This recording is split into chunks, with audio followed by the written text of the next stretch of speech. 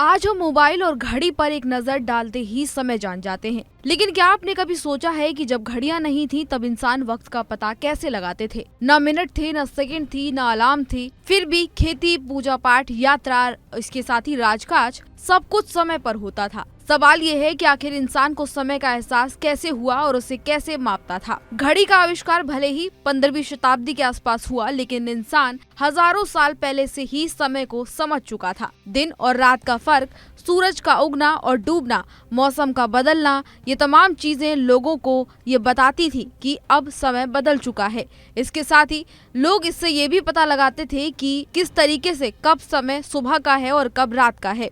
यही इंसान की पहली प्राकृतिक घड़ी थी, जिसे धीरे धीरे उसने महसूस किया और सूरज और चांद की चाल को देखकर वक्त का सही अंदाजा लगाया। प्राचीन भारत में समय मापने का सबसे आसान और प्रभावी तरीका था सूरज की छाया। जमीन पर गड़े एक खंबे या फिर डंडे की छाया देखकर ये पहचाना जाता था कि कौन सा दिन और कौन सा हिस्सा कहाँ पर है और क्या चल रहा है। जैसे जैसे सूरज आगे बढ़ता था, छाया की दिशा और लंबाई बढ़ती जाती थी या फिर बदलती जाती थी। इस बदलाव से ही लोग दिन को अलग अलग हिस्सों में बांटकर इसको पहर के तौर पर जानते थे। इसको फिर पहर नाम दिया गया। पहर की अवधारणा इंसान की रोजमर्रा की जरूरतों से पैदा हुई। जब घड़ी नहीं थी तब भी ये जानना जरूरी था कि काम कब शुरू करना है, पूजा का सही समय क्या है और यात्रा कब करनी चाहिए। इसी जरूरत ने समय को हिस्सों में बांटने की सोच को जन्म दिया।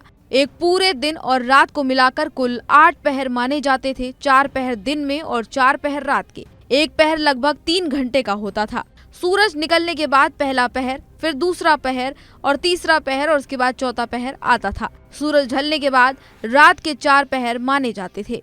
ये व्यवस्था इतनी सरल थी कि किसी भी यंत्र के बिना समय का अंदाजा लगाया जा सकता था और यही वजह है कि ये प्रणाली सदियों तक चली। सिर्फ भारत ही नहीं बल्कि दुनिया के तमाम अन्य हिस्सों में भी समय मापने के लिए अलग अलग तरीके अपनाए गए। करीब 2000 साल पहले प्राचीन यूनान में पानी से समय पता लगता था और पानी से चलने वाली घड़ियों का इस्तेमाल यहाँ पर होता था, जिन्हें जल घड़ी कहा जाता था। इनमें एक पात्र से पानी धीरे धीरे निकलता था और ये तय समय पर या फिर तय जगह पर गिरता था और गिरते ही घंटी या फिर उसकी आवाज सुनाई देती थी, जिससे समय का संकेत मिल जाता था। कुल मिलाकर घड़ियों के आने से पहले इंसान ने प्रकृति को ही अपनी घड़ी बनाया था।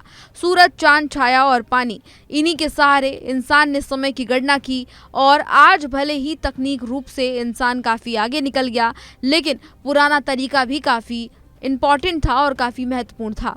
आज इंसान ने तकनीक को आगे बढ़ाते हुए नए नए तरीके इजाद कर लिए हैं, लेकिन पुराना वक्त इंसान का काफी ज्यादा अद्भुत था। समय मापने का पुराना तरीका आपको कैसा लगा, हमें जरूर बताइए। इसी तरह की तमाम और जानकारियों के लिए देखते रहिए इंडिया न्यूज।